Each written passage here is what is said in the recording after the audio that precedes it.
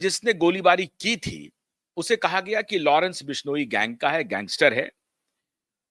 अनुज थामन नाम के व्यक्ति को गिरफ्तार किया और 3 लोगों को गिरफ्तार किया, जिसमें 2 शार्प शूटर हैं, जिनका संबंध कहते हैं कि हरियाणा और राजस्थान से है। लेकिन एक व्यक्ति जिसने कि पनवेल फार्म हाउस के पास पिस्टल मुहैया कराया था, उसका नाम कहा जा रहा है कि अनुज थामन है। अब ये सब पुलिस कस्टडी में थे, लेकिन पुलिस कस्टडी में अनुज थामन की मौत हो गई। और जो मुंबई पुलिस ने कहानी बताई कि उसने अपने जान को खत्म करने की कोशिश की, अपनी जान लेने की कोशिश की, हम लोगों ने बहुत प्रयास किया बचाने की, हम उसे अस्पताल भी ले गए हम लोग, मतलब पुलिस वाले, और अस्पताल में डॉक्टरों ने भी बड़ी कोशिश की। उसके बाद वो बचा नहीं पाए और फिर उनकी मौत हो गई। बड़ी अच्छी कहानी बन गई, लेकिन आज तक उस केस की कोई इंक्वायरी, इंडिपेंडेंट इंक्वायरी नहीं हुई। अभी ब्लैक बग का केस सेटल नहीं हुआ है। हिट एंड रन केस की स्थिति को भी इसी तरीके से इन्होंने तोड़ मरोड़ करके इधर उधर किया हुआ है। बड़े रसूखदार फिल्म के बड़े बड़े लोग, फिल्मी दुनिया के, बॉलीवुड के, और आज मैं पूछना चाहूंगा, और फिल्मी दुनिया के बड़े लोग जो संसद की शोभा बढ़ा रहे हैं, जरा अपना जुबान खोलिए, अपनी जुबान खोलिए। बड़े तारीफ करने वाले लोग हैं आप लोग। एक भी इंडिपेंडेंट इंक्वायरी नहीं हुई।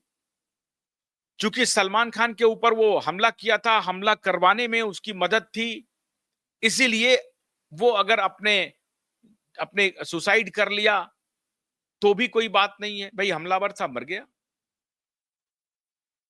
पुलिस कस्टडी में इंडिपेंडेंट जांच नहीं हुई। कोई इंक्वायरी कमेटी अब की कोई रिपोर्ट नहीं है पब्लिक में कि सरकार ने सलमान खान पर हमला करने वाले व्यक्ति के खिलाफ जो जो हमला किया था, उसकी मौत पुलिस कस्टडी में कैसे हो गई, क्यों कर हो गई, क्या कारण था, इसकी कोई इंक्वायरी नहीं हुई। लेकिन बस एक खबर देकर के मीडिया में खबर आ गई, मीडिया वालों ने भी कोई सवाल नहीं पूछा, कोई सवाल नहीं पूछने की हिम्मत नहीं है। बॉलीवुड के जो मीडिया के लोग हैं, मैं हैरान हूं कि जो कुछ मुट्ठी भर ईमानदार लोग होंगे,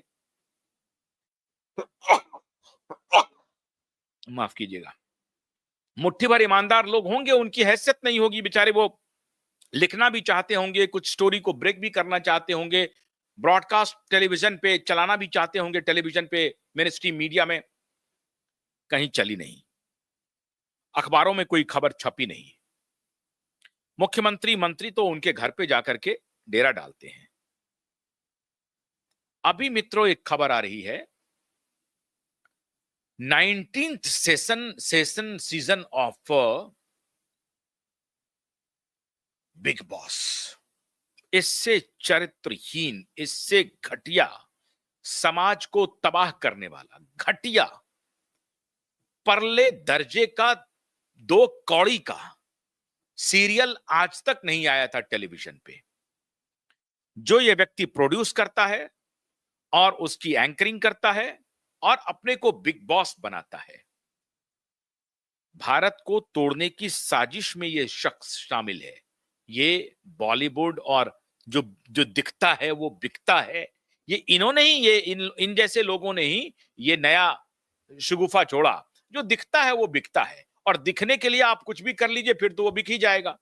ये इनका कहना है। इनको मजरू सुल्तानपुरी में कोई दिलचस्पी नहीं है। मजरू सुल्तानपुरी को दादा फाल्के पुरस्कार जब मिला, उसके बाद पत्रकारों ने पूछा कि आप चर्चित होने के लिए और कुछ गाना क्यों नहीं लिखते हैं। उन्होंने कहा कि मैं चोली के पीछे क्या है मैं नहीं लिख सकता हूं, बहुत अगर आऊंगा नीचे तो पापा कहते हैं बड़ा नाम करूंगा तक ही लिख पाऊंगा। चोली के पीछे क्या है लिखने वाले बहुत सारे लोग हैं, वो लिखेंगे। तो ये एक पैमाना हुआ करता था लिरिसिस्ट का, म्यूजिक डायरेक्टर का। लेकिन इनको उससे कोई लेना देना नहीं। जो अच्छे गायक हैं उनको धमकी देना, उसको डराना, उसको धमकाना, उसको इंडस्ट्री से आउट करना, इसमें इनकी दिलचस्पी है इस खान की।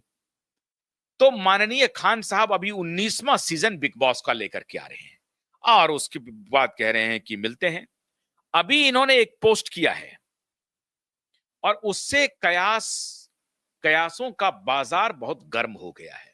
और तभी मैं कहता हूं कि भारतीय राजनीति, ये बेशर्मी की अगर कोई मिसाल आपको देखनी हो तो भारतीय राजनीति में ढूंढ लीजिए। अजब तरह की बेशर्मी है। इस शख्स की हिम्मत देखिए, क्योंकि इस शख्स को मालूम है कि हमारा जेल जाना निश्चित है। तो पहले ये बहाना बनाया अपने बीमारी का और उस बीमारी को आकर के प्रचारित किया। पहले तो अपने बिके हुए मीडिया के माध्यम से उसको ब्रांड किया और आखिर में आकर के अपने द्वारा जो स्पॉन्सर्ड शो कभी हुआ करता था, आजकल तो कोई और कर रहा है, लेकिन पहले जो जिस शो को स्पॉन्सर करता था उसका नाम है कपिल शर्मा शो। वो भी वैसा ही लफाड़ी एक प्रकार का है और लुम्पेन एलिमेंट है। वो कोई हास्य अभिनेता नहीं है। ये जो कपिल शर्मा है, वल्गर, वल्गैरिटी, गंदी, इस तरह के शोज को वो ऑर्गेनाइज करता है। इसमें आप मोइन अख्तर का छाप मत देखिए। ये पाकिस्तान के मोइन अख्तर को अगर आप देखेंगे, सुनेंगे तो आपको संतुष्टि मिलेगी। वो एक पाकिस्तानी कलाकार है, फिर भी मैं उनकी तारीफ कर रहा हूं। लेकिन ये कपिल शर्मा दो कौड़ी के जो हैं, ये कपिल शर्मा जैसे छिछले हास्य अभिनेता इसी तरीके के छिछले प्रोग्राम को प्रोड्यूस करके समाज को खराब करने की सुपारी लिए हुए हैं। आजकल इनके एक रेस्टोरेंट पर कनाडा में गोली चली। अब गोली किसने चलाई, क्या किया, नहीं किया, ये खुदा जाने, लेकिन गोली चली कनाडा में भी, इनके ही रेस्टोरेंट पे, द कपिल शर्मा रेस्टोरेंट जो इन्होंने कनाडा में खोला हुआ है। खैर, वो विषय नहीं है आज का। विषय है कि सलमान खान